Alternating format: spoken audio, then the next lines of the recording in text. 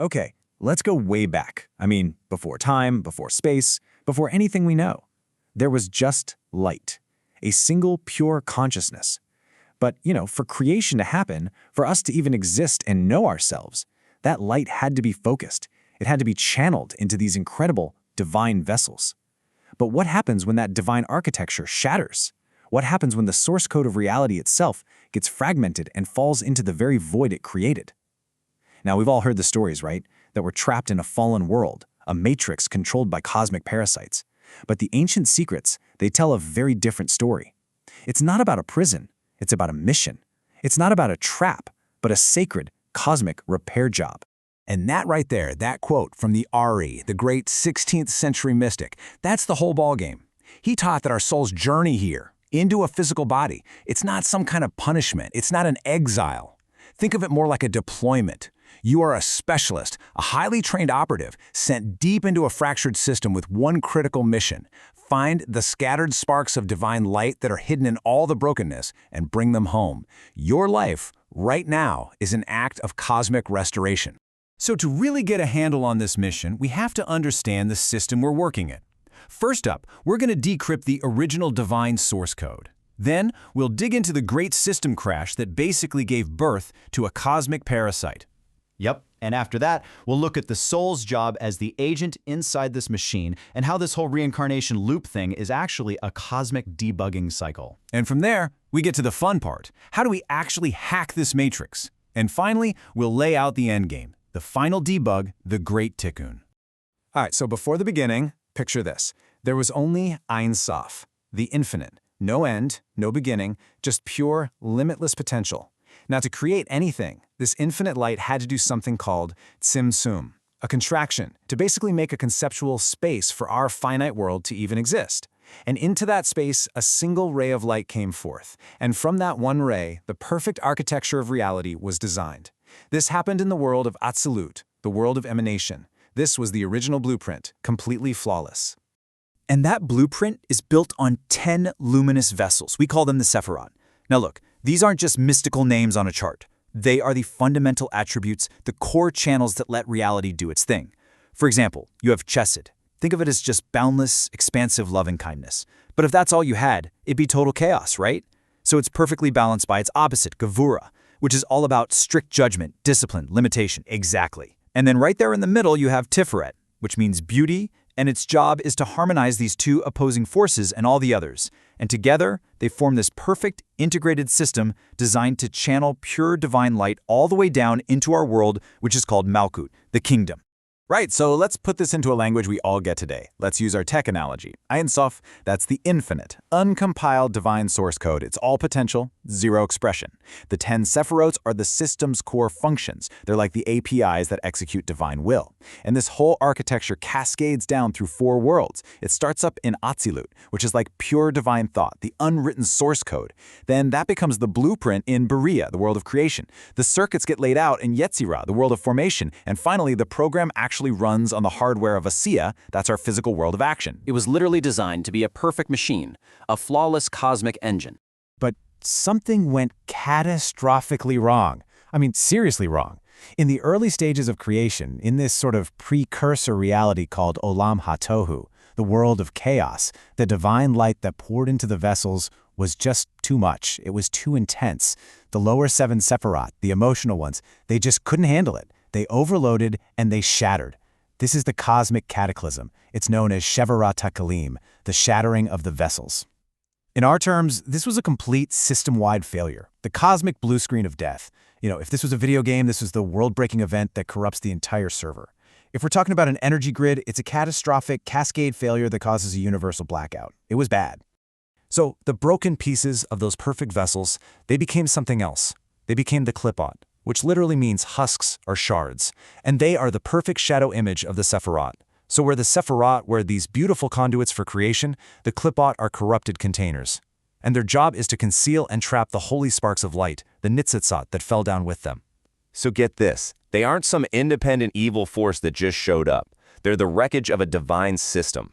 It's like having corrupted data packets, fragmented code, and broken hardware that now forms this kind of shadow reality. And it only runs on the memory leaks of the original creation. And this whole realm of these clipboats, it's called the Sitra Akra, which means the other side.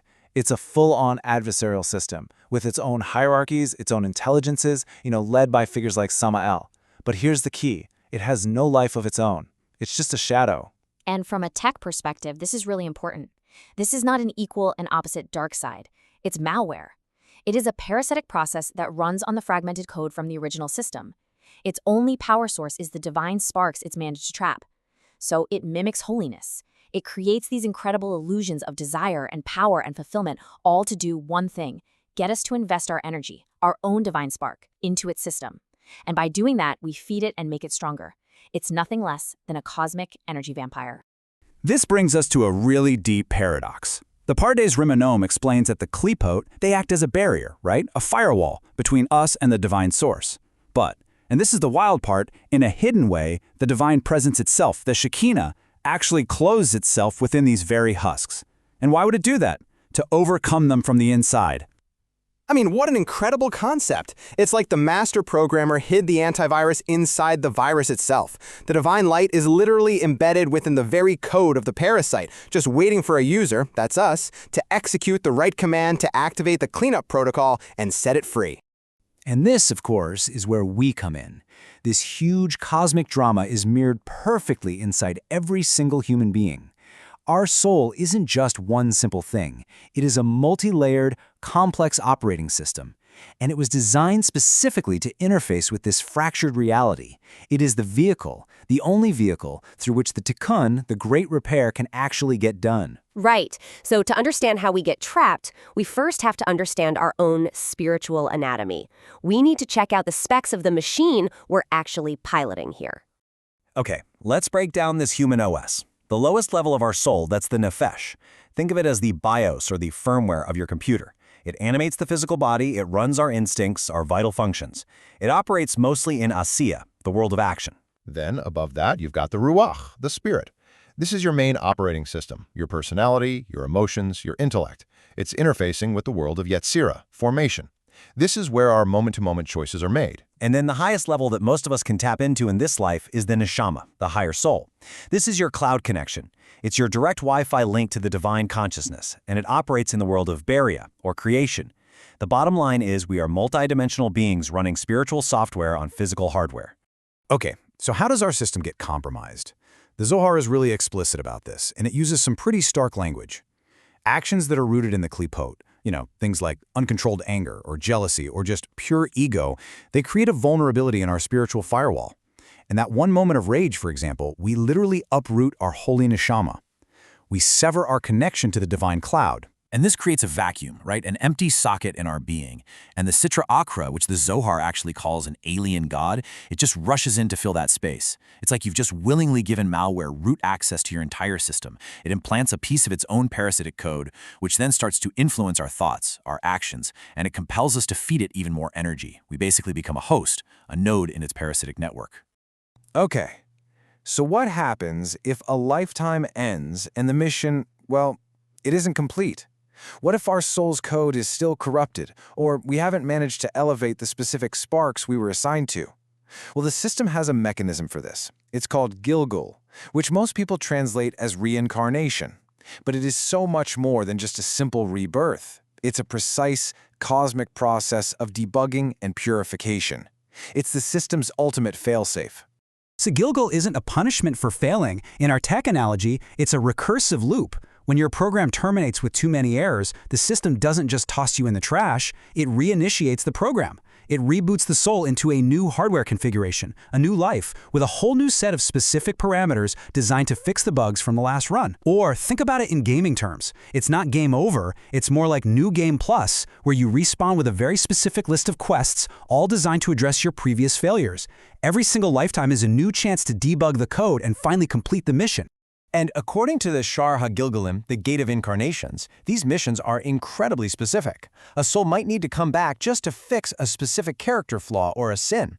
Or maybe it needs to fulfill certain mitzvah, divine commandments, that it just didn't get a chance to perform before. And sometimes a really high-level player, I'm talking a perfected soul, will actually choose to respawn just to guide other players in their soul group. Right, and critically, with every cycle, the soul might be tasked with elevating brand new sparks that have been trapped.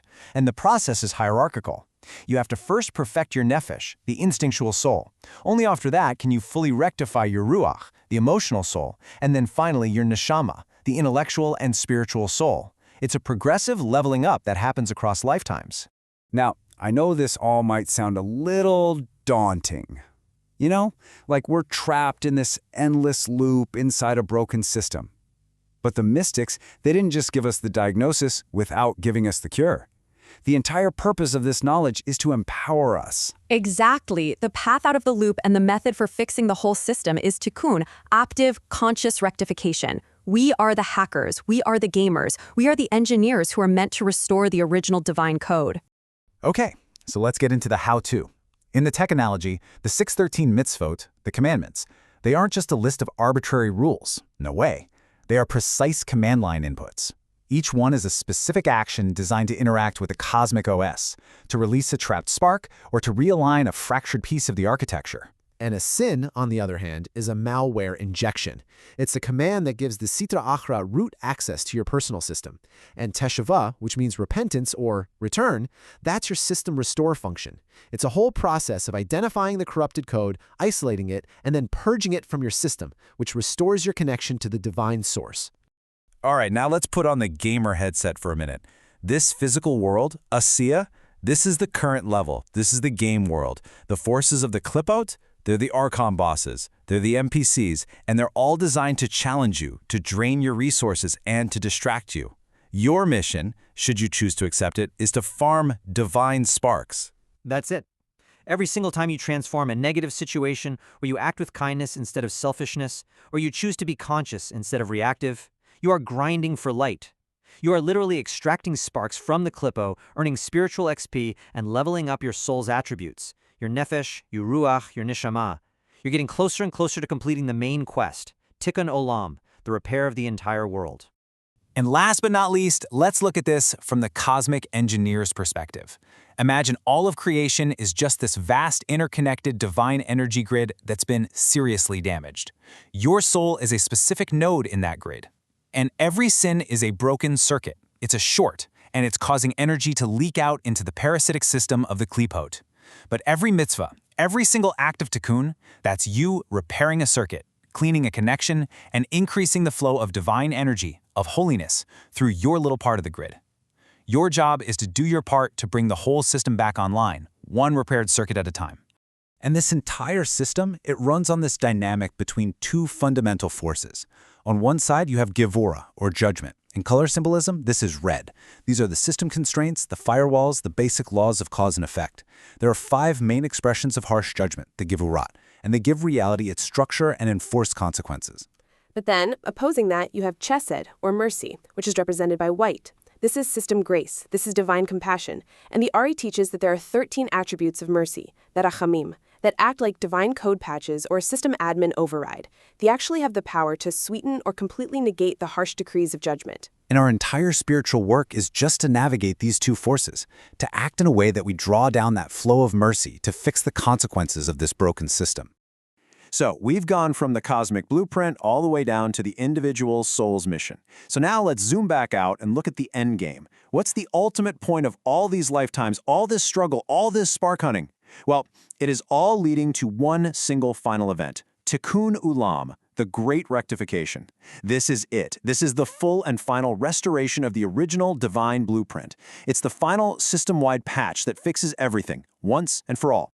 And it all happens in a really clear, logical sequence. It starts right here, with us, with individual tikkun. Every soul has to work to purify itself and elevate the specific sparks that it's responsible for.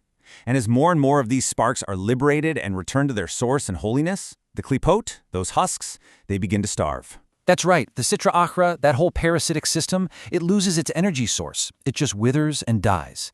Not because we fought it head-on, but because we deprived it of the stolen light it was feeding on. And when all the sparks are returned, the system can finally be restored. All of reality comes back online in this state of perfected divine unity. The shattered vessels are made whole again, and the light just shines everywhere, completely unimpeded. You see, this is the ultimate paradigm shift that the Kabbalists offer us. So many other traditions see this world as a prison we need to escape from. The Kabbalah says, no. This world is a project that we need to complete. You are not a prisoner. You are not a victim. You are a divine agent, a cosmic engineer, a spark of the Creator sent on the most important mission you can possibly imagine. So, the most crucial point to take away from all this is simple. You are not trapped in the system. You are here to fix the system. Thank you for joining us for this complete journey through the Pardes. We hope these ancient truths help you and your family improve your own dimensions this week. If you enjoyed this full chapter deep dive, please like, subscribe, and share. Which part of the journey touched your soul in the comments? We'll see you in the next chapter.